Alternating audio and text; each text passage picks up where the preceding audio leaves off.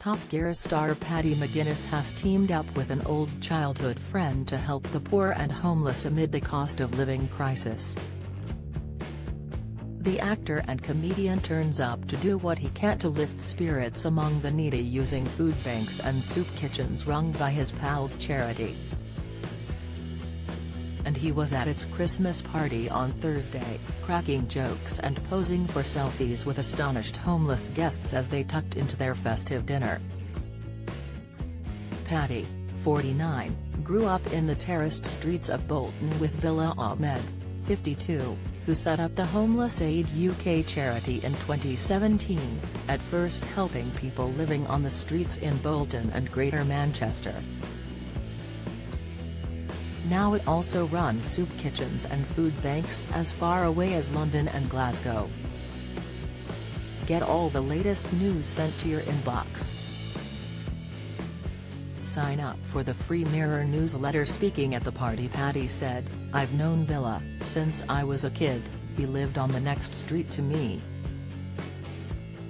I was doing Top Gear in Bolton a few years ago when I bumped into him. He told me what he was doing and to come down, so I did.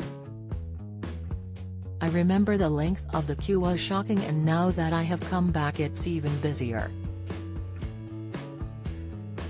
Admiration. Weirdly, it's a lovely atmosphere in here, but tinged with sadness because you don't want it to be full, but it is. It is a lovely evening, but I wish we didn't have to do it." He has nothing but admiration and praise for his old childhood mate and his volunteer helpers. "I'm just here to say hello, I'm minimal," says the TV host.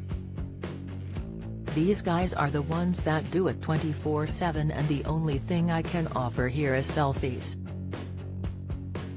Bilal said the increase in people needing the charity's help in the cost of living crisis is frightening. "Even people with jobs are now turning up. We are seeing families and the elderly coming to us, which has never happened before," said Bilal. "We know of working people whose money has run out before their monthly paycheck is due, who have to turn to us for help. It is quite frightening. We are in unprecedented times." He's glad of all the help he can get, and so happy he bumped into his old friend. "Me and Paddy played together as kids, but I didn't meet him again until 2017, when we threw out arms around each other and remembered the times we shared. Paddy is one of the most humble people I have ever met. I told him what I was doing and he said he would help me, but he did not want anyone to know. He's been helping for years. At our Christmas party with homeless people, and he did everything they asked of him. He was making them laugh with no likey jokes, and he posed for selfies for anyone who had a phone. Most didn't, but for those he gave them an autograph. He never turned anyone away. Everybody loved him." Bilal's charity not only provides food but clothing, shoes, toiletries, bedding, anything that those in need might want on a day-to-day basis. And that's been vital during the recent freezing weather. Although much of the country is set to see milder temperatures in the coming days, an amber weather warning was issued by the Met Office for the north of England yesterday, with more snow and blizzards predicted. But Bilal, a Muslim father of 3 who works as a graphic designer, pledged, "No one will die of the cold in my town this winter." He says he is helped by the generosity of people across the country who donate money or belongings to the charity to help those worse off than themselves. Supermarkets, Morrisons and Asda regularly give them non-perishable foods. Businesses provide services such as painting delivery on their vans for free, and local councils work with the charity to ensure people are taken off the streets and given somewhere warm to stay. Bill says he's angry there is no joined-up thinking from the government on the plight of the poor and the homeless. He said, "Councils like Bolton are brilliant and have worked tirelessly with us to help ensure nobody ends up sleeping on the streets, but that is not a nationwide picture. We do not have enough affordable housing and the pandemic has made things worse.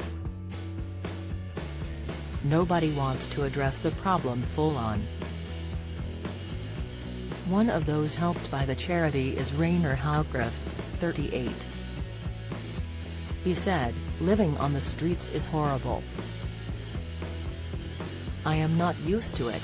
I came from a proper family and I find it embarrassing that I need help. And there are others who you would never imagine could possibly fall so low.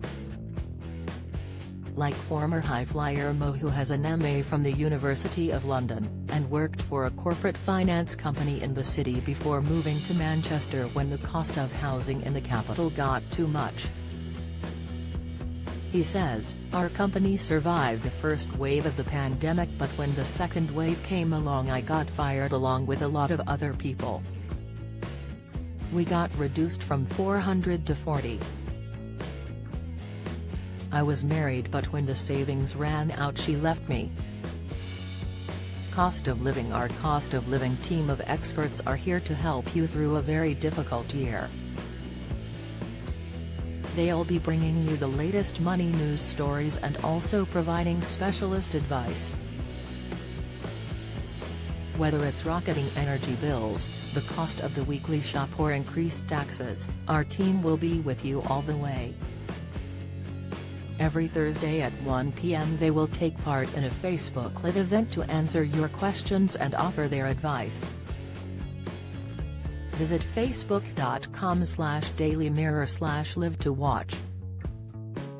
You can read more about our team of experts here. If you have a question, or want to share your story, please get in touch by emailing webnews@mirror.co.uk. That was it. I was on my own, and when the marriage broke down I broke down. I was too ashamed to ask anyone for help, so I ended up walking the streets. Last winter I was found in a park freezing. The people who found me said I was half dead and took me to hospital where I recovered. But then I was sent back out on the streets again because no one knew what to do with me. It was not long before I collapsed again. But these people from Homeless Aid found me and they have looked after me. They have saved my life. They are like close family to me now and I cannot thank them enough."